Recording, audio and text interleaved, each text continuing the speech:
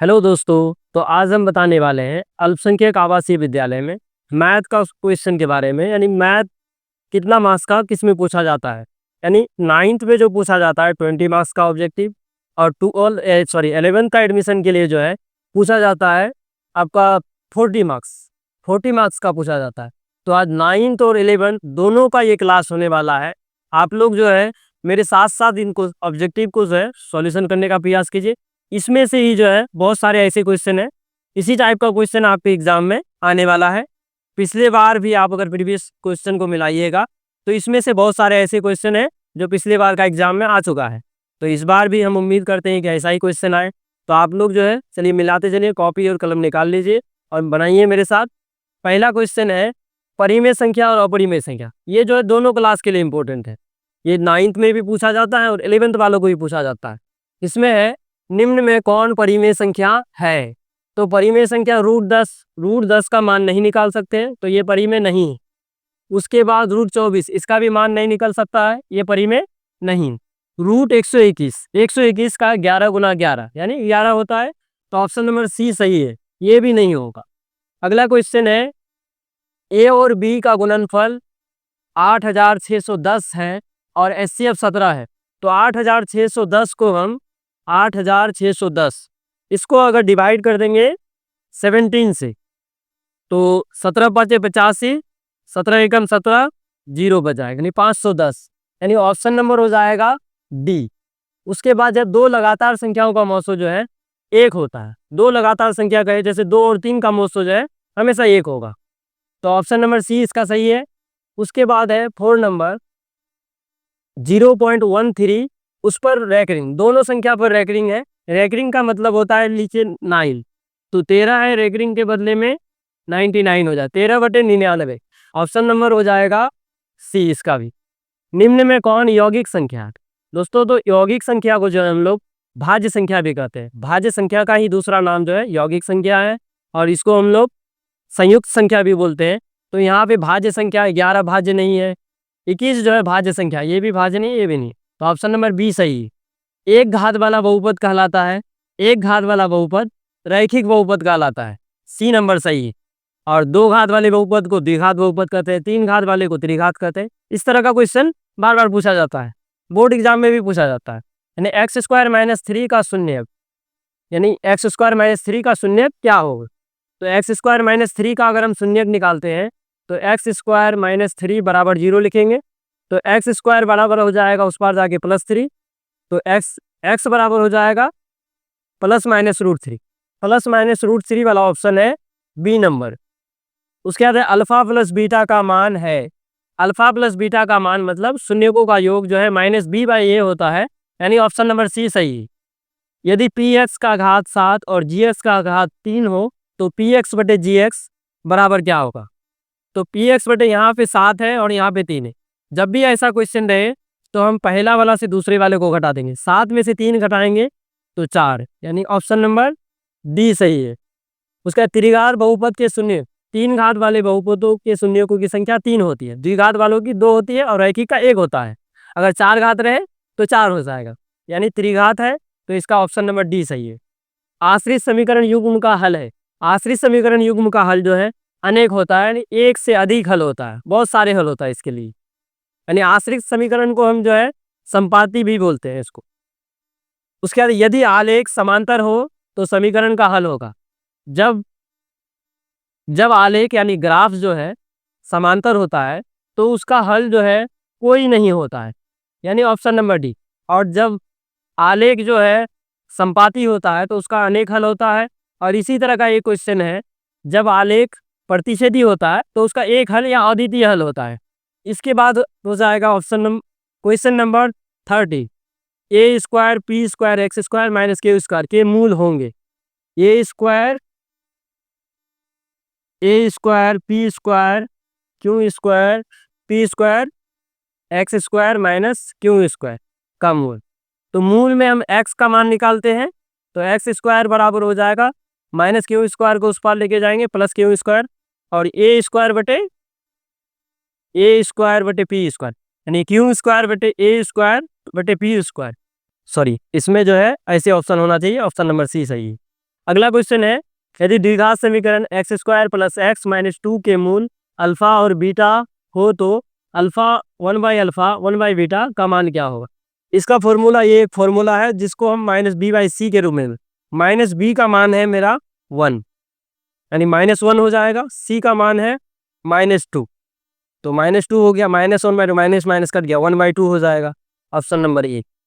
अगला है 4y² minus 4y plus 1 के मूलों का गुणनफल होगा। मूलों का गुणनफल मतलब होता है शून्यकों का गुणनफल। शून्यकों का गुणनफल होता है c/a, शून्यकों का गुणनफल होता है c/a, तो c का मान यहाँ पे 1 है और a का मान 4 है, तो 1/4, ऑप्शन नंबर बी। तो दोस्तों आप लोगों को ये सॉल्यूशन कैसा लग रहा है, चैनल को सब्सक्राइब कर ले, और आगे ऐसे ही वीडियो आने वाली है। एग्जाम के लास्ट तक हम लोग प्रयास करेंगे कि इसका मैराथन क्लास लाएं, जैसे फिजिक्स हो गया, केमिस्ट्री हो गया और मैथ हो गया, इसके साथ साथ बायो, और 9th वालों के लिए भी सोशल हो गया, उसके बाद मैथ हो गया, और भी सारे जो हिंदी उर्दू है, सारे क्लासेस का जो है हम लोग इस तरह से वीडियो बनाने वाले हैं। तो आप लोग चैनल के साथ जुड़े रहें और इसको अपने दूसरे दोस्तों तक शेयर करना ना भूलें, बिल्कुल भी शेयर करें, ताकि सभी बच्चों, बिहार के सभी बच्चे जो है इसका लाभ ले सकें। अगला क्वेश्चन है हम लोगों का 16 नंबर में है, द्विघात समीकरण x² plus 4x plus B बराबर 0 का विवेचक। विवेचक मतलब होता है b² माइनस 4ac। विवेचक को जो है हम, इसका फॉर्मूला होता है b² माइनस 4ac। तो b² इसमें b का मान 4 है, और तो b² यानी 4 का स्क्वायर कर देंगे, 4ac, a का मान है, यानी x² के बगल में कुछ नहीं है तो 1, तो a का मान 1, c का मान भी जो है, c के जगह पे b है, तो c का मान b लिख देंगे। 4² हो गया 16, 4 गुना 1 4, और 4b, 16 माइनस 4b, बहुत ही अच्छा ऑब्जेक्टिव है ये, 16 माइनस 4b, यानी ऑप्शन नंबर ये सही है। दो लगातार प्राकृतिक संख्याओं का गुणनफल 20 है, तो वो ये संख्याएं हैं। अगला क्वेश्चन है 17 नंबर, दो लगातार प्राकृतिक संख्याओं, पहला संख्या x है, दूसरा संख्या मान लीजिए x प्लस 1 है, तो दोनों का गुणनफल कितना दिया हुआ है 20। अब हम इसको करेंगे x गुना x² x गुना 1 x हो जाएगा, प्लस 20 को उस पार से लेके आएंगे -20 बराबर 0 बच गया। अब इसको जो है हम, यानी ऐसा रूप में तोड़ेंगे कि गुना करने पे -20 और जोड़ने घटाने पे +1 होना चाहिए, यानी 4 पंचे 20, x² plus 5x minus 4x minus 20। इसको सॉल्यूशन करेंगे तो हो जाएगा, x कॉमन आएगा, x प्लस 5 माइनस 4 कॉमन आएगा, x प्लस 5, यानी x प्लस 5 और x माइनस 4, यानी x बराबर -5, x बराबर 4।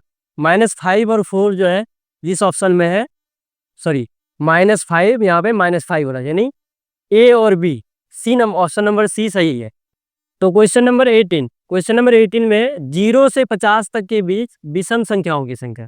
0 से 50 तक के बीच जो है 1 से शुरू होता है विषम संख्या, और लास्ट जो है 49 है, तो इस दोनों के बीच में 25 विषम संख्या हो जाएगा, यानी ऑप्शन नंबर बी सही है। ये क्वेश्चन आप लोगों को बिहार बोर्ड का मैट्रिक एग्जाम में 2-3 बार पूछा जा चुका है।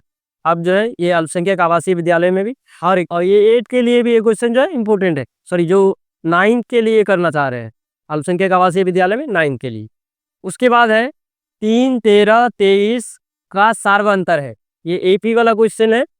तो सार्वंतर का मतलब होता है, जैसे दूसरा से 13 से हम 3 घटाएंगे तो 10, या 23 से 13 घटाएंगे 10, ऑप्शन नंबर डी सही है। अगला है 1, 2, 3, यानी n बराबर प्लस n बराबर है, ये फॉर्मूला है। ये जो है, यानी किसी भी श्रेणी के जो है सभी पदों का योग जो है क्या होगा, सभी पदों का योग करने के लिए इसका फॉर्मूला होता है, या लगातार संख्याओं का योग, जैसे देखिए 1, 2, 3 लगातार है, लगातार संख्याओं का योग का फॉर्मूला होता है n इंटू n प्लस 1/2, यानी ऑप्शन नंबर सी इसका सही है। अगला क्वेश्चन है 1 + 3 + 5 + 7 के प्रथम 30 पदों का योगफल। अगर इसका 30 पद निकालेंगे तो पहला है a का मान हो जाएगा 1, उसके बाद b का मान हो जाएगा 2, 3 में से 1 घटाएंगे 2, n का मान है 30, और लास्ट पद इसका जो है 30 है, 30 पदों का योग। इसमें अब हम निकालेंगे s 30, तो S 30 यानी n/2 into 2a plus n-1 into d। अब हम निकाले n का मान 30/2, 2a का मान हो गया 1, अब प्लस n का मान 30 माइनस 1, d का मान है 2। अब हो जाएगा, काटेंगे 15, 2 एकम 2, 29 गुना 2 58, यानी 15 गुना कर देंगे 58 60, यानी 15 सके 90, यानी 900। ऑप्शन किस में है? 900 है ऑप्शन नंबर ए में। देखिए कितना मजेदार क्वेश्चन था, सिंपल ही बन रहा है। ठीक, अगला क्वेश्चन जो है, अगला क्वेश्चन है 22। त्रिभुज के तीनों शीर्षलंब कटान बिंदु को कहते हैं। तीनों शीर्षलंब के कटान बिंदु को जो है अंतःकेंद्र, बाह्यकेंद्र, मध्यकेंद्र, लंब केंद्र, यानी शीर्षलंब लंब है तो इसलिए ये लंब केंद्र। जैसे देखिए त्रिभुज, ऐसे ये त्रिभुज है, इसको अगर हम एक लंब खींचते हैं ऐसे, एक लंब खींचते हैं ऐसे, एक लंब खींचते हैं ऐसे, तो यहाँ पे जो बनेगा इसका नाम है लंब केंद्र। इसका नाम क्या है? लंब केंद्र, यानी ऑप्शन नंबर डी सही है। अगला क्वेश्चन है 23। दो त्रिभुजों की संगत भुजाएं समानुपाती हो तो वही होंगी। जब दो त्रिभुजों की भुजाएं समानुपाती होती है तो उनका जो है वही दोनों त्रिभुज आपस में क्या होते हैं? समान, समरूप, सर्वांग, असमान। ये दोनों जो है समरूप होते हैं, एक ही रूप का। अगला है एक सरल रेखा। एक रेखा को खींचने में कितने बिंदु आवश्यक? अगर हम किसी भी लाइन को खींचते हैं, जैसे एक लाइन को खींचने के लिए दो बिंदु, जैसे देखिए यहाँ एक बिंदु है, यहाँ एक बिंदु, दो बिंदु जब तक नहीं होगा तो किसी भी लाइन को हम खींच नहीं सकते हैं, इसलिए ऑप्शन नंबर बी, दो बिंदु चाहिए। अगला है ए भुजा वाले समबाहु त्रिभुज का क्षेत्रफल है।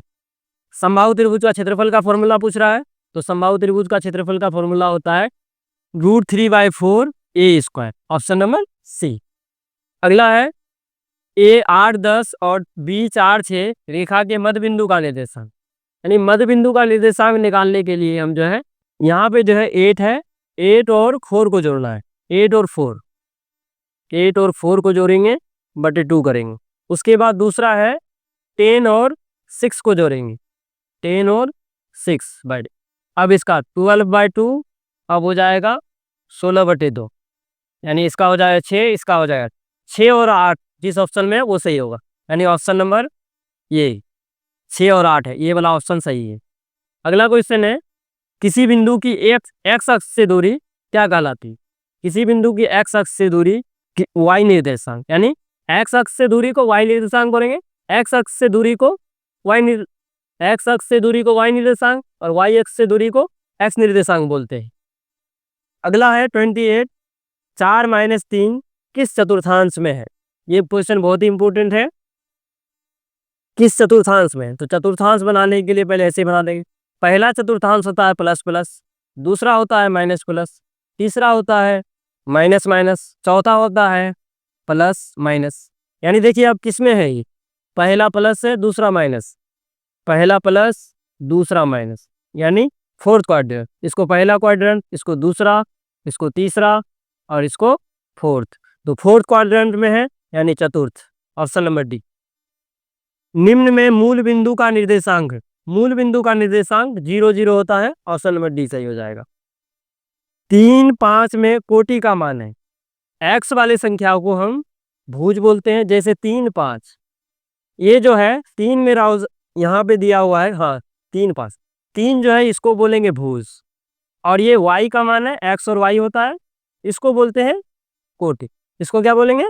कोटि है। और ये जो है 3 का मान को हम x निर्देशांक भी बोलते हैं, ये x निर्देशांक है।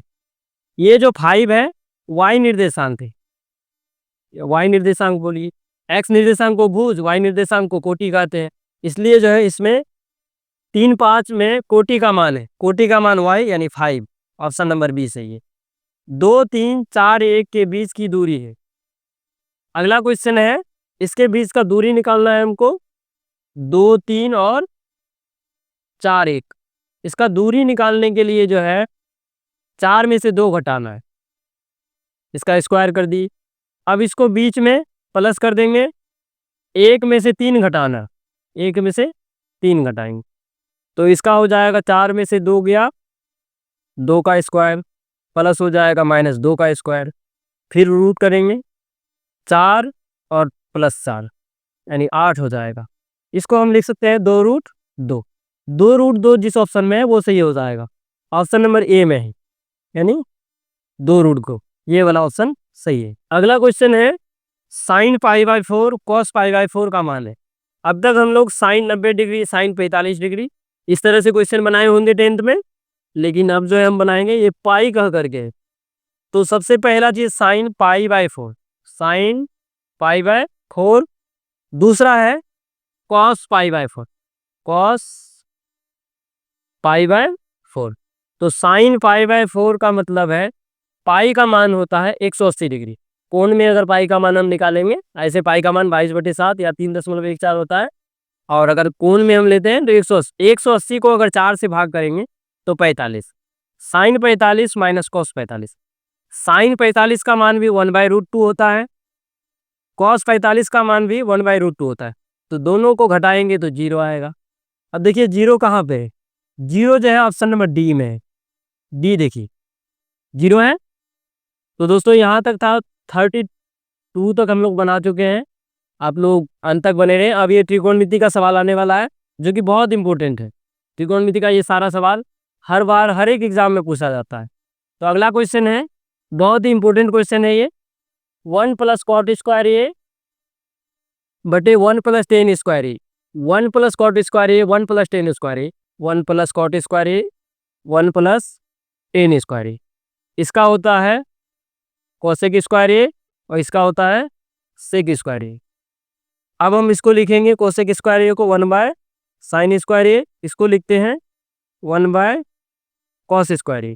अब इसको हम आगे बढ़ेंगे तो 1/sin स्क्वायर ए गुना cos स्क्वायर ए बटे 1, कट गया ये दोनों, cos स्क्वायर ए बटे sin स्क्वायर ए, ये होता है cot square A, tan square A बोल दिए थे हम, तो इसमें हो जाएगा यानी option number D cot square A, B number option सही है।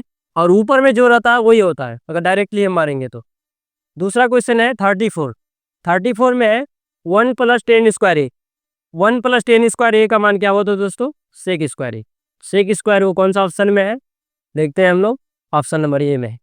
अगला क्वेश्चन है साइन स्क्वायर ए + कॉस स्क्वायर ए, इसका मान क्या होता है, साइन स्क्वायर ए + कॉस स्क्वायर ए का मान 1 होता है, ऑप्शन नंबर डी सही है। अगला है 36, टेन थीटा बराबर क्या होगा, टेन थीटा बराबर कोस थीटा बटे साइन थीटा, ये नहीं होगा। 1/sin थीटा, ये भी नहीं है। उसके बाद है साइन थीटा बटे cos theta, option number C सही है। अगला है, आप पहले इसको पढ़िए आप, 1 - sin स्क्वायर ए, यानी इसको अगर हम बनाते हैं हम 1 - इस तरह से लिखते हैं साइन स्क्वायर ए बटे कॉस स्क्वायर ए, 1 - sin स्क्वायर ए होता है कॉस स्क्वायर ए और नीचे में कॉस स्क्वायर ए, काट देंगे 1 किस में है, ये नंबर। अगला है 1 - sin ए बटे 1 + sin ए, इसका रूट है। अब कभी भी रूट वाला संख्या इसको रेशनलाइजेशन कर देंगे यानी परिमेयकरण कर देंगे। अगर हम नीचे में 1 + sin ए है, इसको मल्टीप्लाई करेंगे 1 - sin ए, 1 - sin ए, 1 - sin ए। अब ये 1 - sin ए का होल स्क्वायर हो जाएगा, इधर हो जाएगा 1 प्लस यानी 1 - sin स्क्वायर ए + बी, ए - बी, ए स्क्वायर - बी स्क्वायर। अब इसको लिख देंगे हम 1 - sin ए का होल स्क्वायर बटे में हो जाएगा कॉस स्क्वायर ए पावर में रूट, इसका रूट के साथ ये दोनों का स्क्वायर कट गया। इसको देखिए 1 - sin ए, इसका स्क्वायर को और इसका रूट को दोनों को काट दिए हम, तो यहाँ बचा मेरा 1/cos ए माइनस sin ए cos ए बचा। तो 1/cos ए का होता है सेक ए, sin ए/cos ए को जो है tan ए लिख सकते हैं, सेक ए - tan ए, कौन सा ऑप्शन में है, ऑप्शन नंबर ए में। अगला क्वेश्चन है tan 60 बटे cos 60 और 30 90, ये जब भी ऐसा क्वेश्चन है तो इसका आंसर 1 होता है, ऑप्शन नंबर बी सही है। जैसे अगर यहाँ पे tan 65 बटे tan 25 रहता तो उसमें भी 1 हो जाता। अगला क्वेश्चन है, इनमें से किसका मान 1 के बराबर है? तो ये कोई फॉर्मूला नहीं है, ये भी फॉर्मूला नहीं है, ये भी आपका फॉर्मूला नहीं। फॉर्मूला ये है, टेन और कॉट एक दूसरे का उल्टा को अगर हम गुना करते हैं तो वो हो जाता है 1। टेन इंटू कॉट बराबर 1, साइन इंटू कॉसेक। जैसे अगर यहीं पे हम बनाएंगे साइन इंटू कॉसेक, ये एक दूसरे का उल्टा, इसका मान भी 1 होता। सेम ऐसा ही ये 1 हो गया। आई होप कि आप लोगों को ये वीडियो अच्छा लगा होगा। अच्छा लगा हो तो आप अपने दूसरे दोस्तों तक, जो भी माइनॉरिटी का एग्जाम देने वाले हैं, चाहे 9 के विद्यार्थी हो या 11 के विद्यार्थी, उन दोस्तों तक आप जरूर भेजिए पूरे बच्चों को, ताकि इससे लाभ हो। 40 मार्क्स, इसमें से ये सारे ऐसे क्वेश्चन है जैसे इसी के तरह का डिजिट चेंज हो सकती है, लेकिन इसमें से जो है 20-25 मार्क्स इस तरह का क्वेश्चन आ ही सकता है। 40 ऑब्जेक्टिव में 15-20 जो है इसी से रह सकता है आप लोगों को। तो आप लोग चैनल को सब्सक्राइब करना बिल्कुल भी ना भूलें। इस तरह के अगर आप और भी वीडियोस पाना चाहते हैं, साइंस का हो गया, सोशल का हो गया या बायो का हो गया, और भी तरह का। धन्यवाद दोस्तों।